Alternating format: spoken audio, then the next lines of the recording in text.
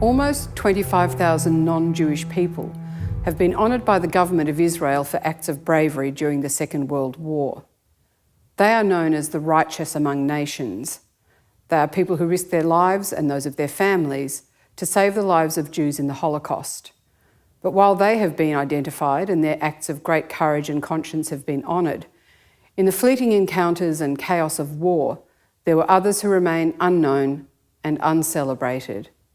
No honorific titles, no marks of recognition have been accorded, and those whose lives they saved have never had the opportunity to thank them.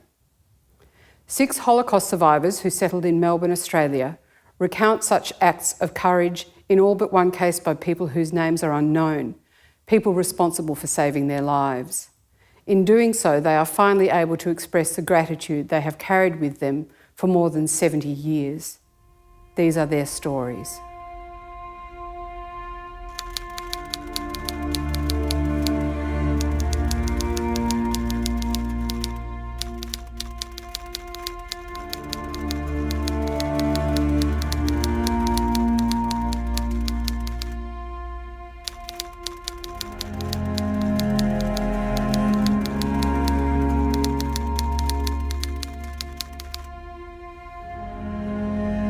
I was born in Vilna. Vilna at this stage was Poland. It was occupied by Poland for 20 years. Later it became Lithuania, later Soviet Union, etc.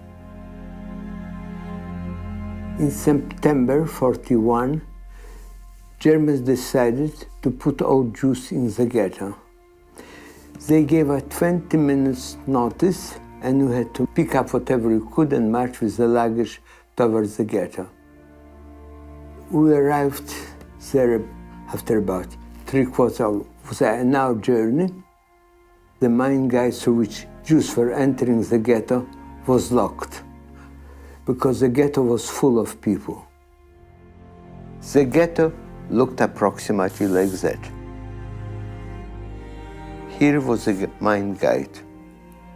There were guards, Germans standing here. We were told to go to the other gate, which was approximately here.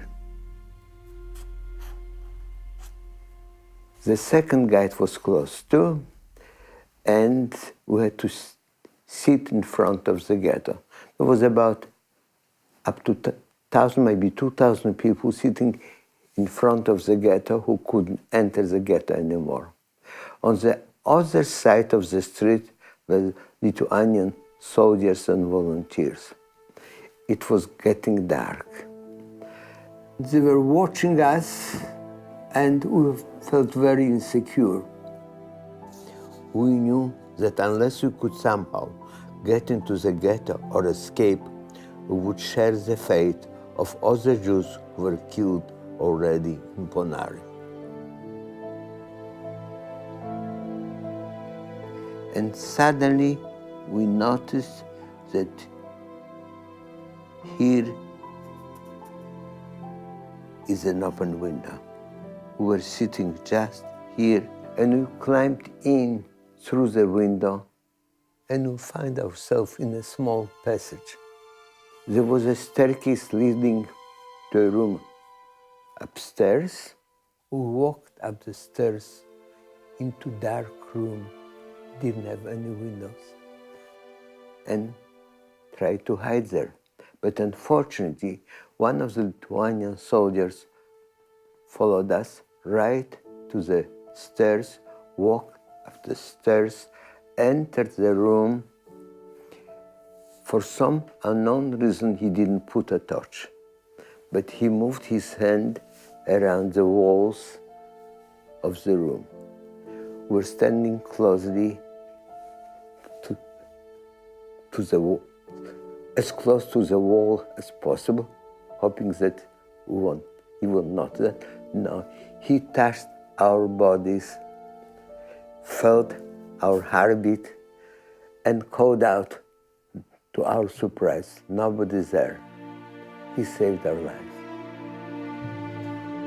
The next morning, all the Jews remaining in the street were taken to Ponary where they were all killed. What is important, that this fellow actually was part of the Lithuanian forces and the German command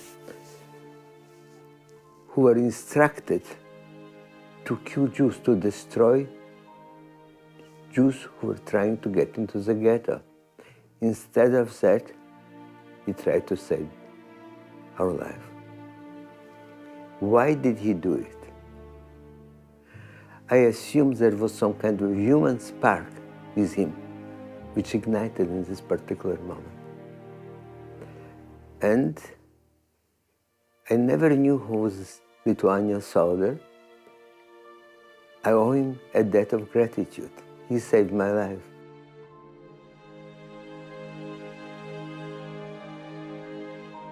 I could never say thank you to him.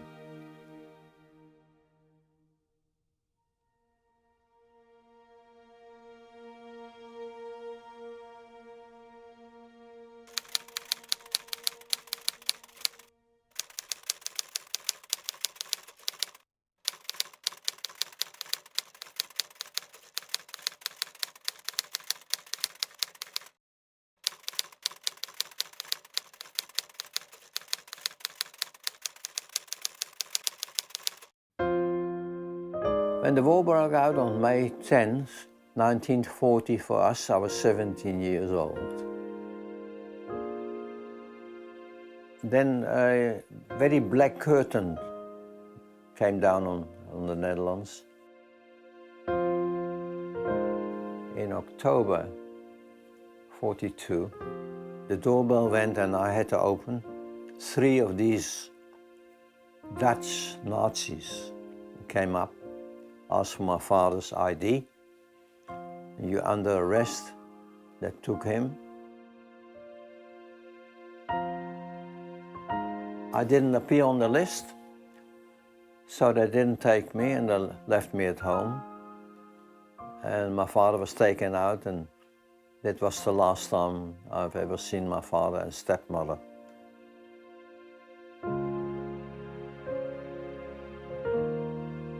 After I left Amsterdam, I was actually taken in by different farmers in Friesland.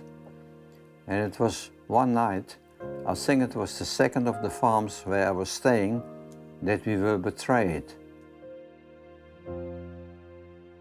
I was fast asleep upstairs, and when all of a sudden I heard banging on the window. It woke me up. And I heard that Willem, that was me, Willem, must get out quick because the Germans are in the village. The village was about 2 kilometers away from where I was. So I shot in my clothes and bolted out the back door. As it so happened, there was no moon that night, and there's no street lights, there's no lights, there's nothing. So I stood at the back door and thought, okay, I must get to the canal, I must get over the plank. And I thought the best thing is for me to go and crawl, then I at least can go straight. And when I went this way, I found it immediately. I found the plank. Then I crawled over the plank and I just ran and ran. And eventually, I saw in the distance, I thought, there's somebody there in the distance. And when I came nearer, there were 2 chaps milking. I approached them, and then they said, we knocked on your window. So I thanked them, and I said, no, I'm gonna hide further. And I kept running. And there was a gate with a bit of a dip, so I thought, I'll go and lay down here. And it didn't take very long after that when I heard like a big lorry, and I could follow the sound, you know. I thought, oh, stit. And they stopped right at, now it's pitch dark, eh? I mean, it's really dark. And they stopped right at the farm where I escaped from, a little farmhouse. And I got in there and I knew my name. Joseph de Haan, where is he? So the farmer said, he doesn't know. So they searched the house, and of course I was gone. That night, about 11 Jewish people were picked up, amongst them my father's friend, his wife, and the son, and they all perished in Auschwitz. If it wasn't for the two Frisian boys who were milking at night, then I wouldn't be talking to you here today. I'm ever grateful to all these people who helped me, you know, who actually put their lives on the line, you know, because it was very dangerous. They punished everybody who helped. Some they sent to concentration camps, and even there were terrible camps in Holland too, and places where they execute people. So I'm ever grateful to everybody who was instrumental.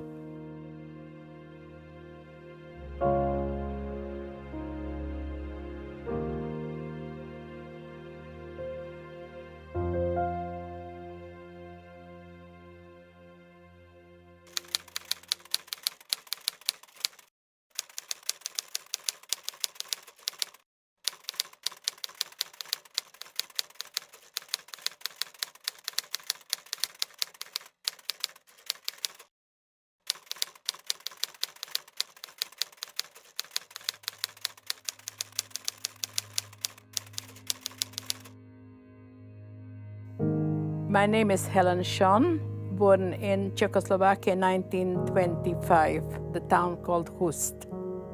I was 19 years old when the Germans came in. They came in April, and in May, mid of May, they took us to Auschwitz. We arrived there at night time.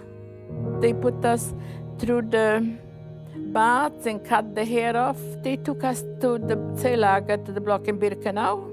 We slept 16 on a bed. Was dreaming of food all the time, just dreaming of food. All day long. Cooking and food was all day long the talk, because it was very, very scarce, the food. It was hungry, hunger was big. I had a wire about half an inch thickness and long, about 2 meters long. I don't know where I got it. And sometimes I went nighttime in the kitchen. I have seen the window is open, and I pushed that wire on, and I did manage a potato to get on that wire, you know. We ate them raw. Just I had to lie down, I remember, on the ground, because the light was coming my way, not to see me, because they would have shot me if they see me going around, you know. One day I have seen the piece of bread on the other side of the wires, of the electrical wires. So I went take my wire, you know what I had, the one, and I wanted just to pin on that piece of bread, you know. I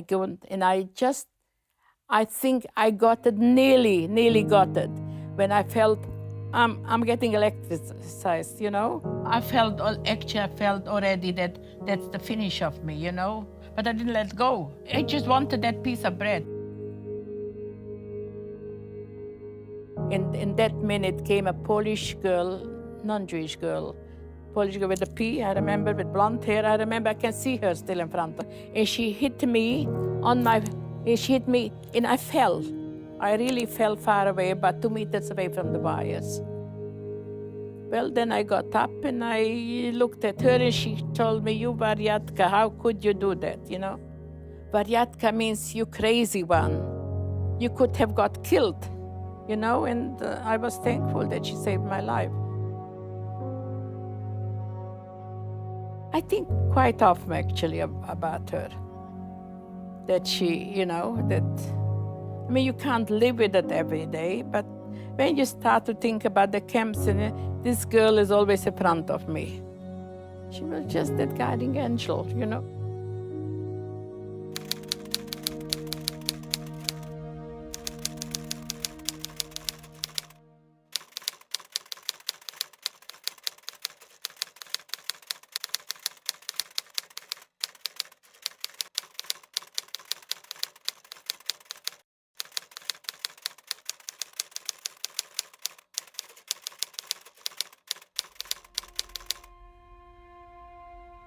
My name is Paul Grunwald, and I was born in 1933 in Paris, France. I was 6 years old when the war began, but I was 7 when the Germans marched into Paris.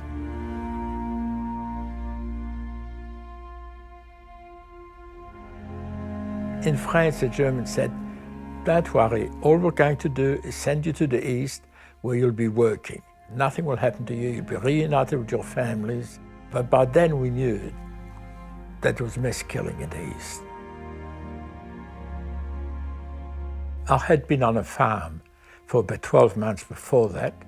Then my parents' money ran out and they had to take us to a hut which my uncle owned in the country. Then it became far too cold to stay in the hut, so we moved to a one-room apartment in a building in Villeurbanne, which is close to Lyon.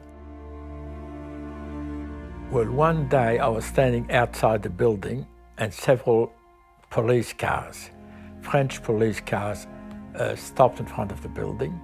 They got out of the cars. I ran into my mother and I said to her, "Look, there are French police outside the building. They just stopped outside the building." So my mother grabbed me and my sister, ran out to the front of the building. There were police at the front gate saying nobody leaves this building. So as we walked back, one of the shops, the two shops on either side of the passageway, one of the shops was a butcher shop. The butcher's wife, who had a door here which was glass, saw us walking back. She opened this door and said, "Come in here." And we walked in here and we stood here. A couple of minutes later, my father walked past. I don't know where he was, but he walked through. And she said she did the same. She opened the doors, said, "Come in here." Then she locked all the doors, drew all the blinds down, told her husband to close the shop, which he did, and put up all the shutters. And then he came in and he was shivering. He was terrified, you know. And she told him to go upstairs and get into bed. So he disappeared. She had 2 young girls of about 8 and 10, and she told them to go up to their room and be quiet, not say a word. That was about 2 in the afternoon. Police kept on knocking on the door, saying, "We know you're there, open the doors." But she wouldn't open the door. Then we heard another more gentle knock. That was about 8 o'clock in the evening. And a neighbour's voice saying, "Look, the police have just left. We know you're in there. I would suggest you leave now because they may come back with reinforcements or they may come back with Germans." We were going to go back to the hut in the country, and the butcher's wife says, "No, look, if you go as a family and there's a roundup, you'll all get arrested. If you leave the children and you two go first, and I'll bring the children out later, the chances are that you'll get through better with their children." So it was agreed to do that. My parents left. About an hour later, we followed. When we got there, my parents were not there. First thing in the morning, my uncle turned up. And I said, "Where are my parents?" He said, he doesn't know. He hasn't heard anything. But, he said, if they could not get through, if there were roundups and they could not get through, they could have gone to so-and-so, they told me the people whom I knew, and they could be there. So I decided I'm going to go back. And as I was going to knock on the door, I started crying. I knew that if my parents were not there, I would never see them again. And at the time I was 10 years old. And when I finally did knock on the door, my parents were there. And we all went back to that hut and stayed the rest of the year there.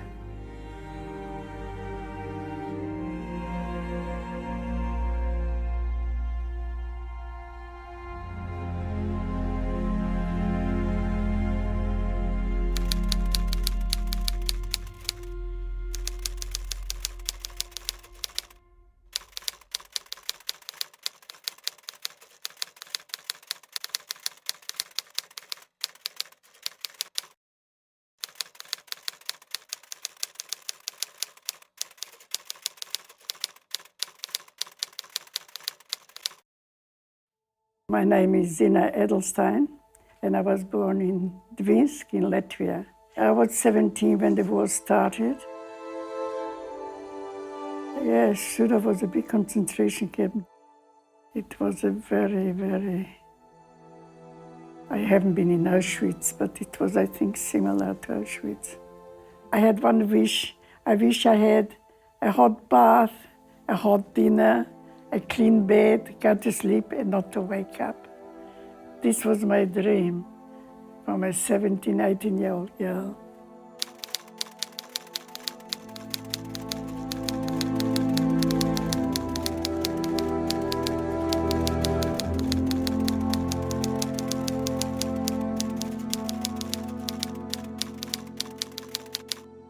I didn't talk about this much, I didn't say, but we had too much.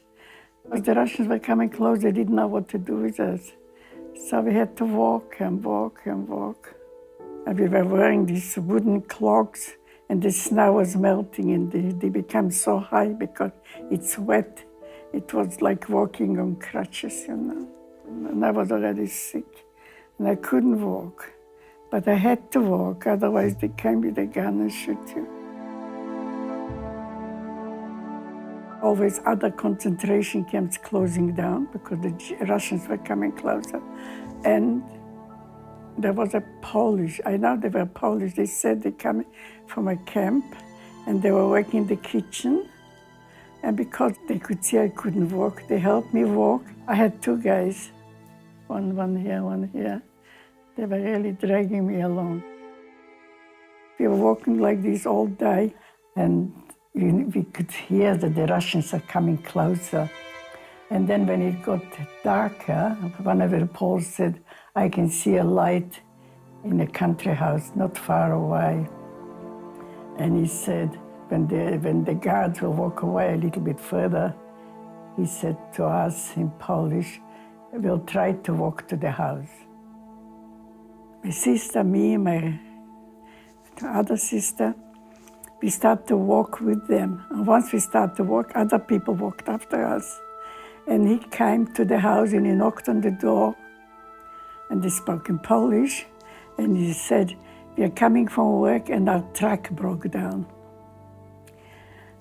But suppose the people knew, and he said, so they said, we got a barn there and a lot of hay.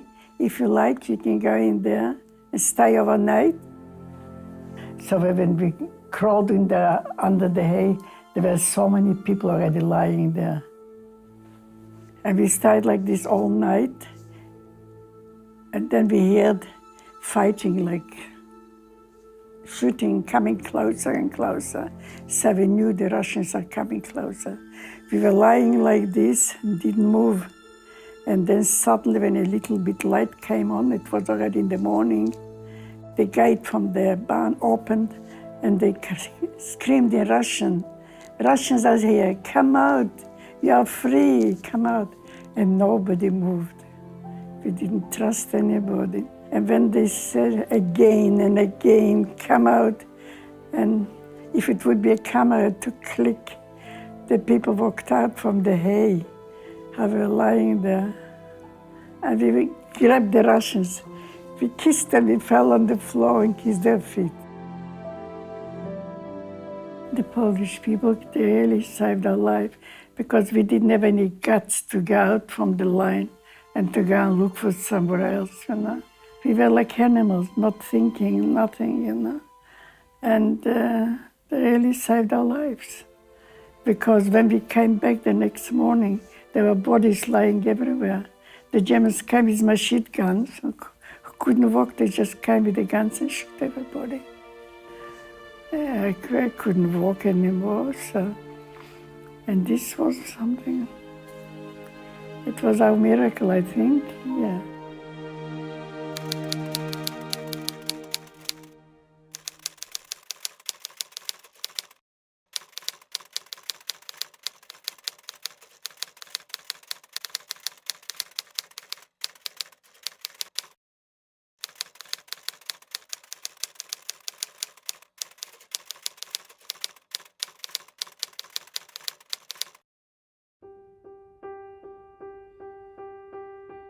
My name is Nina Bassett. I was born in Lvov in 1939, and I was just over 2 years old when the Germans arrived. We were one of the first ones thrown out of our apartments, so we were thrown out September 41, 2 months after my father was taken. The ghetto, in fact, wasn't formed until November of that year, so we were sort of in a rented room, and then we were herded into the ghetto. And there was a clinic in the ghetto. I'm not sure if there was just one or more, but my mother knew some of the doctors there, and she had made an arrangement with one of the doctors that if he saw my grandmother and myself being taken away, could he get a message to her? I suspect she made that arrangement with a number of people so that whoever saw would tell her. And sure enough, he did see us being herded away, and he got a message to my mother. And my mother couldn't take public transport because she had the band, with the star. So she started running up and down the streets to see if she could see a group of people. And she got to a little street and she could see people, and she started walking along that street, I believe. And my grandmother and I were right at the end of the queue. We were going to be put on transportation. And I saw my mother. I let go my grandmother's hand and ran towards my mother, as, most 3-year-olds would do. And she picked me up, and there was a German soldier at the end of the queue.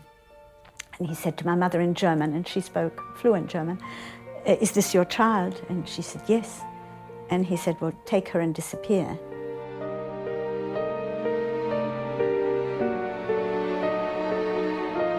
My mother tried to get him to let my grandmother go. She said, "This is my mother-in-law, and she looks after the child, and I work during the day, and if I'm to work during the day, someone has to look after the child. Please let her come with me as well."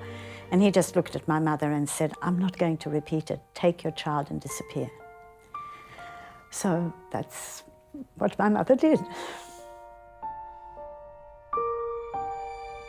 Had he not said to my mother, "Take your child and disappear," I would have gone with my grandmother to Belzerts, which is where all of us were being taken, and possibly my mother would have been loaded up on that transport as well. Who knows?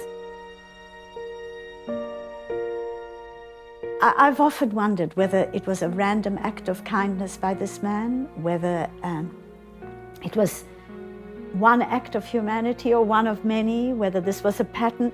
We'll never know. I don't know who he was. I don't know what his rank was. All I know was that he was German, because he spoke to my mother in German.